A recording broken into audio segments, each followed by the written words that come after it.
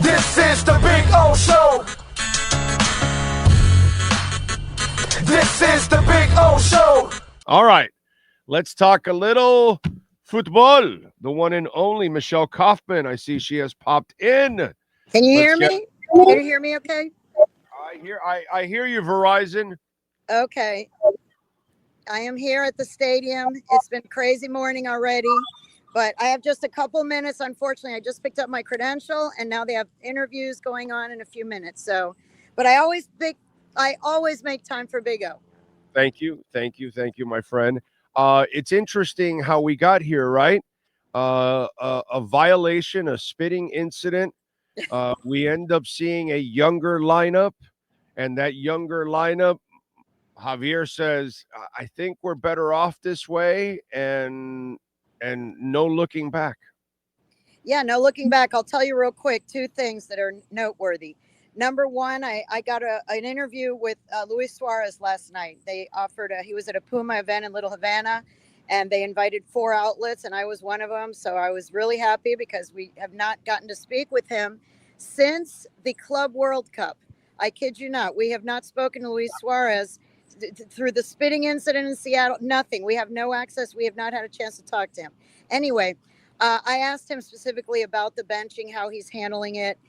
And he had an interesting answer, which you can read my whole interview with him and watch the video on MiamiHerald.com. Anyway, and he said that, the first game, the Cincinnati game, he fully understood that the coach told him that for tactical reasons, they wanted a player with different characteristics. In parentheses here, we mean speed, basically youth and speed. Anyway, he said, that he understood that one because he was told, that they wanted a player with different characteristics for that particular opponent. So he said, he accepted that and he fully understood that. And of course, he dealt with it in a professional manner and continued to root for the team. He said the second game against NYC, he felt it was a little bit different because in that case, he said it was a home game. He really wanted to play in it. And he felt that he has demonstrated that he can play more than 8 minutes, which is what he got to play. And he said, but that is the coach's decision. I have to accept it. And I can't be pouting. I can't be upset because that's bad for the group. I have to, as a big player, as an experienced player, I have to continue to root for the group. And he said, and you have to applaud the way the team is playing now and the dynamic with which they're playing. He said, we have to congratulate them as a group. So that's number one. Luis Suarez talking about that. The other thing, sorry about the noise here in the parking lot. The other thing I want to point out to you, which is breaking news on your podcast, whoop, whoop, breaking news. Tadeo Allende was not at training today. Oh, wait a minute. You mean this transfers right away? Allende was not at training today. The man who has scored 8 playoff goals, tying an MLS record, who's been on fire. He was the only player missing from practice this morning. We are waiting. One of the reasons I have to go run is Javier Mascherano is going to have a press conference, and that will be question number 1 because he has been so critical to these last 3 games. And if he is injured or sick or something, that changes the dynamic of the attack. And by the way, it could mean that Luis Suarez starts again. So This is breaking news. So we don't know what's going to happen yet until we hear from Mascherano. Okay, no, because I know his transfer ends, and I'm thinking, are they moving him right away? Like we can't have him for the MLS Cup? Like what's going on here? But I hope he's not sick, and I hope he's not injured. Because they are a completely different team with Silvetti and Tayendo up front. Yes. Plus they have 2 guys that can also play defense. That's the other thing. They race back on defense, and they do. You see the energy with which, you've now got 10 field players defending with speed, and and that makes a difference too on both ends. I hate to say this, but if they play with Suarez against Cincinnati, that's the game I wasn't worried about NYCFC. I'm not worried about Vancouver. I was worried about Cincinnati. That's the game I thought they were going to lose, actually. I would be worried about Vancouver. Well, I was terrified of Cincinnati. Vancouver with 9 players toward the end of the game beat LAFC. LAFC had 11 players out there. I get that, but my point is, if they play with Suarez in that game, that's why I thought it was going to end. Yeah. And they didn't. They played with Silvetti there, with Tayendo and Messi, and I go, oh, and this gave, and they kicked Cincinnati's ass. Yeah. And Cincinnati throughout this year proved that they were the better. I think the last 2 years they've proven they've been the better club. And so it's like I was worried about that game, but once I saw this new version of Inter with the young guys, forget it, dude. The new version for those keeping score at home, the new version has beaten their last 3 opponents 13-1.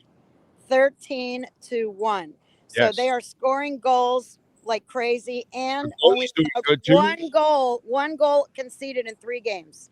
The goalie's doing good too, by the way. The switch there Rocco too. Rios-Novo, yes. That was the other move that Javier Mascherano made. After they lost, they gave up 5 goals to Chicago. Right after that, which was, everyone thought it was a little strange that right before the playoffs, you're going to change your starting goalkeeper. That's very unusual. Guess what? He did it, and Rocco has stepped up, and now Rocco is the starter. Yeah. So to me, I am really I wasn't impressed with Javier, the coach, yet. Now, this is a coach now. This is not just a messy friend running the team, because the move to keep Suarez on the bench, that took cojones. That took a lot of courage, and I'm assuming he must have had long conversations with Leo, because Leo is his best friend, and that was Mascherano said that was a very, very difficult decision, and Ustari too, but he made those bold decisions, and it turned out, definitely paid dividends. So, we'll see what happens on Saturday. I have to go run to this press conference. Right, you go ahead. You're predicting them going to win? If Allende's playing. If Allende's playing, I think they're definitely going to win. I still think they could win without Allende, but I think with Allende, they will definitely win. Should I even say it? And without him, I still think they should win. But I do not think it's going to be a blowout like it's been the last 3 games. I am expecting a closer game than a 4-goal differential. Okay. I'm expecting a win. This is not the team from last year, and this is not the team with Suarez. They're motivated. They want this trophy badly. Yeah. Busquets and Alba, this is their last game of their entire career. They want to win it. Everyone wants to win it for them. Suarez, it could be the end for him. We don't know yet. They want to win this trophy badly. So I just think the level of motivation they have, they're going to be home. It's hot right now. It's going to be hot out there. And the way they're playing, I just think, there's a reason that they're being called a favorite, and it's nothing against Vancouver, because Vancouver did beat them 5-1 in April aggregate. But I think right now Miami's on fire. Yeah, and the Moss family can't deal with keeping Suarez any longer. You have to cut bait after this run. You can't have that bad PR anymore. You just can't. You don't need it. You just don't need it. Anyway, go do your thing. All right. Appreciate you big time, and we'll keep up with your tweets. There she goes. She's gone. Follow her on Twitter at Kauf Sports. So we'll find out after she asked the head coach what the hell is going on with Tadeo Allende, who has been a monster, bro. An absolute monster. She's trying to come back. She's the best. Don't worry. Tell her to go. Man. I'll send her a text because she's got to work. Let's see. Okay. All right. Anyway, so there she is, Michelle Kaufman, Miami Herald. By the way, she also puts out her own podcast on it, and so check it out. I think every week she puts out her podcast, and you can follow with everything that she covers. I mean, she gets to cover every single thing that goes on, pretty much with Inter Miami. Whatever access they allow, she's usually one of the outlets that gets the privilege to be able to cover whatever is going on.